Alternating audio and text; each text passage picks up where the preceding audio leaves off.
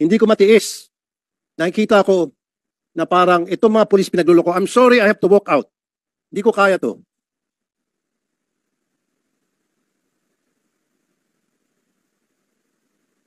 Pananagutan ito sapagkat pinapayagan niya ang kanya mga tao na palaging pag nag-raid ng bahay ay nakasibilyan at nakabonet at walang suot na body cam.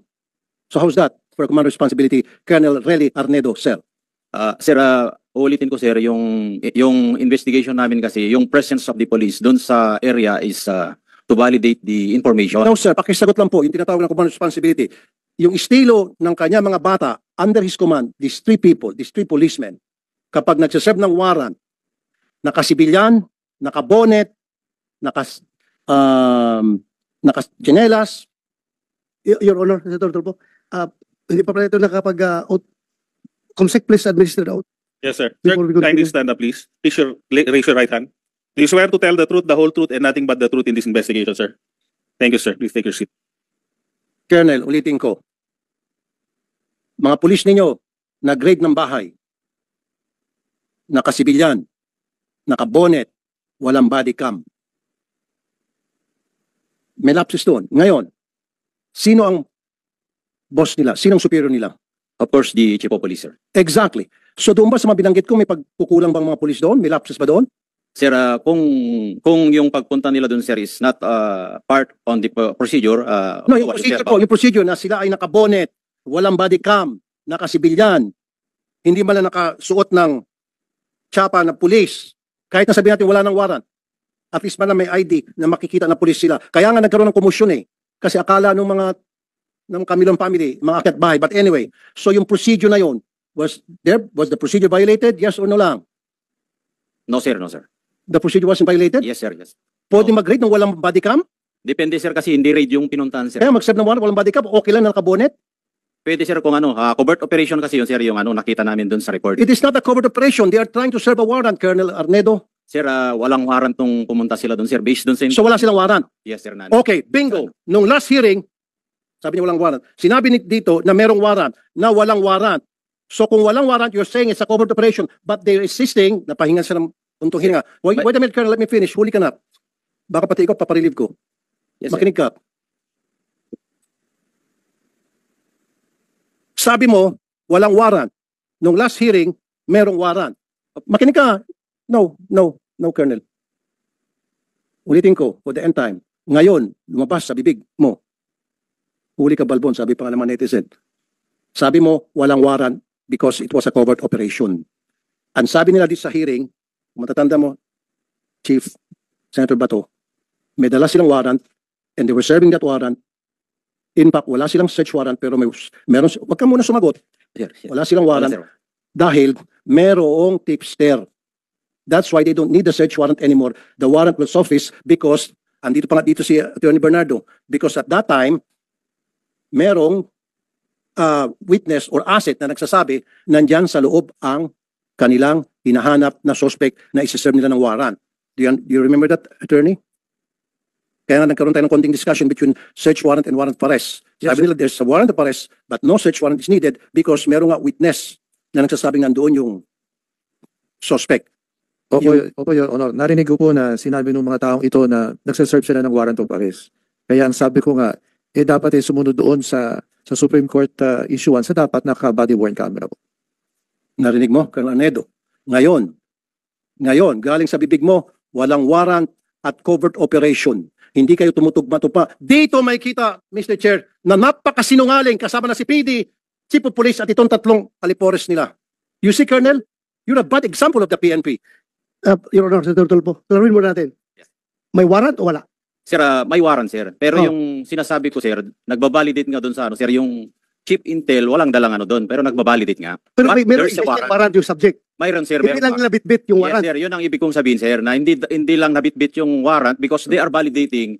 Chief Intel po yung nandun, sir. So, klaruhin natin, covered ng warrant yung Yes, subject sir. na hinahanap nila. Yes, sir. Hindi lang nila bit-bit yung papel. Yes, sir. Oh, klaruhin mo Then, pag... walang warrant, dapat di kayo pumasok. Sir, actually, sir, hindi sila pumasok, sir. Sorry, Hindi sila sorry po, Chief. Doon pa lang nagkaroon inconsistencies. I'm sorry, Chief. Yes. Parang nabibaby to eh. The way I look at it. Parang nabibaby na naman to eh. Nakakawala na naman to eh. Huli ko na sana to eh. Nakakawala na ulit. Sinabi mo walang warrant. Sinabi na nga mismo ni Attorney Bernardo, sabi ng mga pulis mo meron. Tapos ngayon sinasabi mo, wala. Sinabi ng mga pulis mo nandito, dala nila yung warrant. They were there, here. Dala nila yung warrant. Ngayon sinabi mo, walang warrant, pero nung i-baby ka, sabi mo, Klaruhin ko lang, Sir Tutulpo, hindi ko binibaby itong mga tao na ito, ha? Kahit na mga dati ko itong mga tauhan, alam mo na, kita mo naman, kung ako yung ako gagalit dito sa kalukuhan nila. Ako lang, I'm just trying to explain na kami sa PNP, kapag nag-operate kami, lalong-lalo na pagkilala yung mga operatives, number one, we allow them to use bonnet para hindi sila makilala. Pero yun nga, pag serve na yung warrant, dapat mayroong uniform personnel na kasama. Pero yung presensya na doon para mag-confirm kung andyan o wala yung subject, wala mong problema kahit na nakahubad sila dyan, nakatsinilas kasi that's part of the intelligence operations na ginagawa ng police. Pero kailangan, pag-serve nila, dapat may kasama na silang police na uniformado. kasi my line of questioning will lead to the fact that these people are lying. Dahil sa kanilang pagsisinungaling, meron tayong biktima na nakulong. Biniktima pa for the second time. Kasi nga po, Mr. Chair, yun yung gusto kong matumbok dito na yung Camilon family, they were victims. Pumasok sila, mali yung procedure na ginamit nila. Hindi kami, Vicente. Sorry. Vicente. Sorry, itong Vicente family, excuse me. Mali yung procedure. Kahit na sino ba naman, Mr. Chair, nakabonet, may pumasok na mga tao, of course, papalag, magkakaroon ng tulakan. And based of that, ginamit ng mga pulis na ito para kasuhan sila ng Assault bang ginaso nyo? direct assault to Direct personal assault. authority. Biniktima mo na nga, winalanghiyan mo na yung karapatan nila, pagkatapos, kakasuhan mo pa, nakulong po sila, Mr. Chair. Nagpiyansa lang sila. In fact, ako mga nag-abono ng piyansa nila. Taawa ko.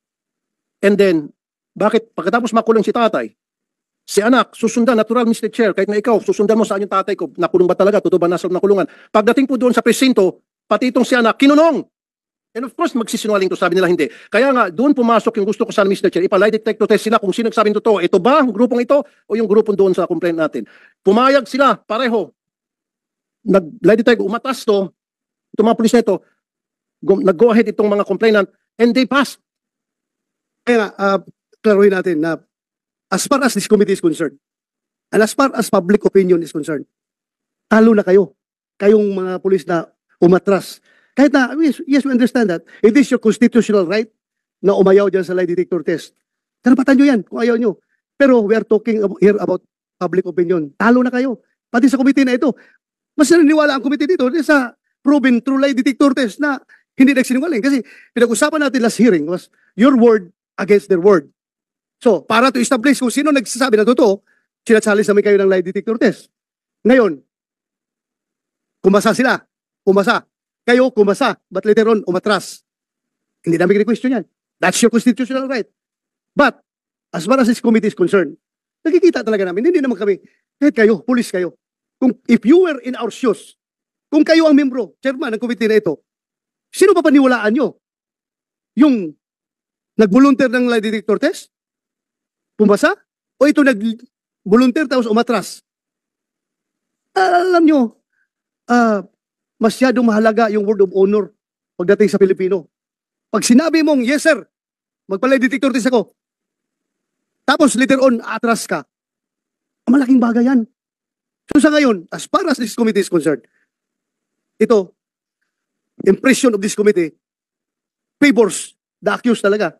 Ito mga pumasa sa lie detector test. Kayo, dadalawang isip kami sa inyo, maniniwala dahil nga, umatras kayo. So, yun lang kasimple. Kaya dapat, huwag kayong padalos-dalos. Huwag kayong padalos-dalos sa ginagawa ninyo. Hindi maganda yung ginawa nyo na pumayag kayo tapos umatras. Again, as I've said, it is your constitutional right. Hindi namin kayo pwedeng pilitin. Pero, sino ngayon ang talo? Kung totoo sinasabi ninyo. Kahit na sabihin nyo, totoo yung sinasabi nyo ngayon, talo na kayo. From the start. Dahil nga, umayaw kayo, umatras kayo. Sa lie detector test. Ito ngayon sila. Halimbawa, granting lang, very remote possibility na nagsinungaling sila.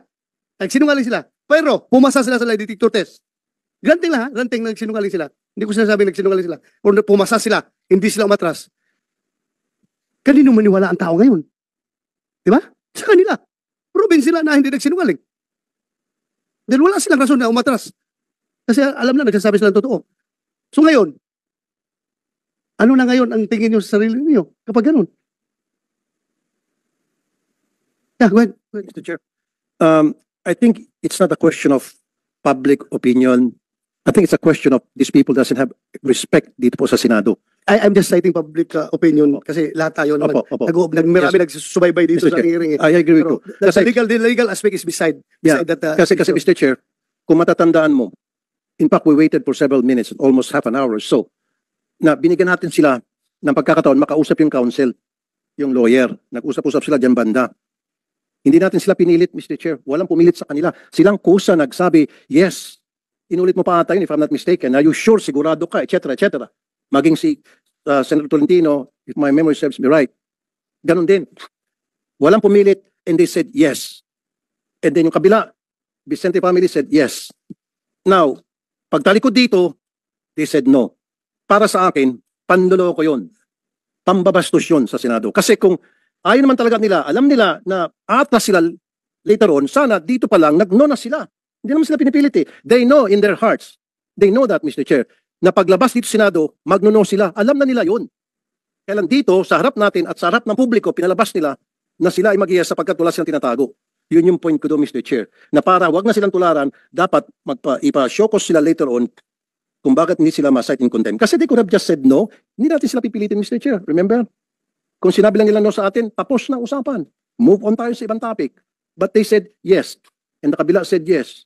Yun lang po yun. And now, Mr. Chair, may I request next time yung RD siguro, patawag natin, or maybe yung si Chief PNP, if we can request, or si yung administration ng PNP, yung hierarchy, para nakakasama na loob kasi, Mr. Chair, makikita po ng mga biktima at makikita po ng mga iba pang biktima nila in the past, mamaya magpapakita kong video na meron pa sila ibang biktima. At kumbaga, parang gumawa ng kalokohan mga ito, nakalusot na naman, at nakulong pa yung mga katulad na may mahirap. Yes, we will do that in the proper time. Buti pa, Mr. Chair, yung mga ibang PD at RD na nilapitan ko, pag nirelieve all the way.